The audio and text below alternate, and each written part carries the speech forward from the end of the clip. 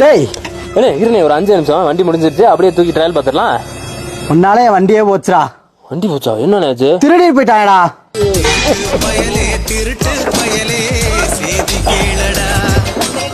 வண்டியை விட்டு நீ எங்க ஊருக்கா போயிருந்த? ஊருக்கெல்லாம் போலடா, உச்சாதான்டா போயிருந்தேன். அதுக்கெல்லாம் நான் ஒண்ணும் பண்ண முடியாங்க. ஸ்டேஷன்ல போய் கம்ப்ளைண்ட் பண்ணு. ஏய் நான் பொல்லாதவன்டா, நான் அசுரன்டா.